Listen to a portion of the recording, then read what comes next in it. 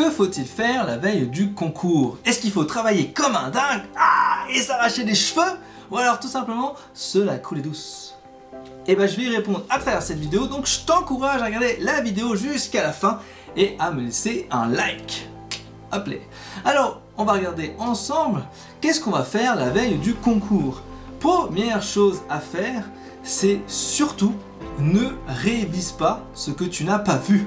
Ça, c'est super important. Je vois énormément d'étudiants chaque année qui se précipitent sur les chapitres qu'ils n'ont pas vus la veille du concours. Il n'y a rien de mieux pour être dans la panique totale. Donc surtout ne fais pas ça. Si tu n'as pas vu 10 chapitres, les regarde pas, tant pis, c'est pas grave s'il y a 10% en moins. Concentre-toi sur ce que tu connais du coup. Mais n'essaye pas d'apprendre un nouveau cours la veille du concours, ça c'est la pire chose à faire, d'accord? Donc ça c'est mon premier conseil. Deuxième conseil, je te conseillerais de ne pas réviser comme si c'était une journée classique de révision. La veille d'un concours, ce n'est pas une journée classique, c'est une journée de préparation. Ça se prépare la veille d'un concours, c'est pas une journée classique. Et justement, c'est ce qu'on va voir ensemble, comment faire. Donc concrètement, c'est une journée où tu dois prendre du temps, t'aérer, va dehors, t'aérer, va manger, t'aérer, va discuter, ok? Et l'idée, c'est de prendre un peu plus de temps pour se recentrer sur soi. Ça, c'est super important. Alors, il est important que tu puisses prendre un temps, ok, pendant cette journée pour faire le point sur tes connaissances. C'est essentiel. Si tu connais par cœur 80 chapitres, eh ben, tu vas tout simplement te concentrer sur ces 80 chapitres. Les 20 chapitres que tu connais pas, c'est pas grave. Par contre, les 80 chapitres, ce que tu vas faire, c'est tout simplement prendre 5 à 10 mots-clés, ok, par chapitre, et te les remémorer pour que ça puisse créer des petites boîtes rapides dans ton cerveau et les ressortir le jour J au bon timing. C'est ça l'objectif. Ensuite, il va falloir que tu puisses bien préparer ton matériel. Alors, si on te demande une convocation, prends ta convocation, ne l'oublie pas. Important, d'accord? La carte étudiante également, super important la carte étudiante. Il y a énormément d'étudiants qui l'oublient encore, chaque année, ça arrive, donc n'oublie pas ça, c'est super important. Ensuite, prépare bien ton matériel, c'est-à-dire 2 calculatrices, si tu es autorisé à avoir des calculatrices, donc 2 calculatrices identiques, ça c'est important, qui fonctionnent bien entendu, et une trousse avec crayon, stylo, feutre, enfin, tout ce que tu as besoin, en triple, en quadruple, exemplaire, c'est toujours mieux et c'est toujours plus rassurant.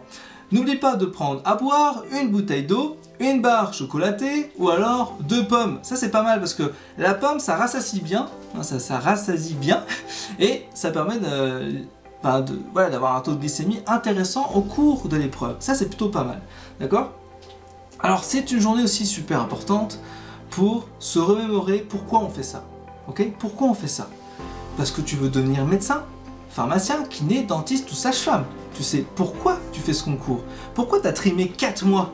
Pourquoi tu as trimé 4 mois? Pour faire ça, d'accord? Donc tu te prends un petit temps dans ta journée pour te rappeler pourquoi tu fais ça. Et ensuite tu te dis tout simplement que tu es un winner, d'accord? Vous êtes des winners. Si tu es dans la team élite, t'es un winner. C'est-à-dire que tu vas réussir ton année. Tu vas tout faire en tout cas pour réussir. Et puis si tu ne réussis pas, c'est pas grave, tu as encore l'année prochaine pour retenter. Et si tu ne peux pas retenter, et c'est pas grave, tu feras un autre métier qui sera tout aussi bien que médecin ou pharmacien et tu seras totalement épanoui dans ce métier-là. Donc ce n'est pas une finalité en soi. Donc si c'était un grand rêve, tu auras d'autres rêves encore plus intéressants plus tard, tu verras. Dans la vie, il y a des hauts et il y a des bas, il va falloir s'adapter tout simplement. Alors, il est hyper important de bien comprendre un truc, d'accord? C'est que vous ne jouez pas votre vie, d'accord? Vous jouez votre vie lorsque vous êtes dans un ravin et qu'il y a quelqu'un que vous êtes obligé de tenir à travers avec une seule main. Là, vous jouez la vie de quelqu'un, votre vie, ok? Mais pas l'inverse. Là, dans le concours, vous risquez pas votre vie, d'accord? Donc, il faut y aller serein, ok? Vous jouez bien entendu une carrière. Ok, donc c'est une certaine pression, c'est pour ça que vous êtes stressé. Ça fait 4 mois que vous bossez comme des dingues, moi je suis passé par là, je sais ce que c'est. Et du coup, la veille du concours, on est stressé comme des dingues. C'est la panique totale, je le sais, je l'ai vécu. J'étais vraiment pas bien la veille du concours, comme chaque concours d'ailleurs. C'est normal, c'est pour tout le monde c'est normal. Si quelqu'un n'est pas stressé, c'est pas normal, c'est-à-dire qu'ils s'en foutent, d'accord? Et là, faut se poser des questions. Si tu stresses, c'est bien. Par contre, il faut que ce soit un stress positif, un stress qui t'amène vers l'avant, pas un stress qui t'amène à te paralyser. Souvent, je vois énormément de mes étudiants qui sont très bons pendant les séances et qui échouent au concours parce qu'ils ont été paralysés par telle ou telle question. Donc il faut absolument y aller serein, et pour y aller serein, il faut se déstresser. Alors pour se déstresser, je vais vous donner une technique toute simple, et ben la respiration. On va y aller ensemble, voilà. On va le faire ensemble, hein, on a le temps. Hein. Donc vous allez vous mettre bien droit comme ça, voilà. Et puis on va faire l'hyperventilation classique. On inspire, voilà, on expire.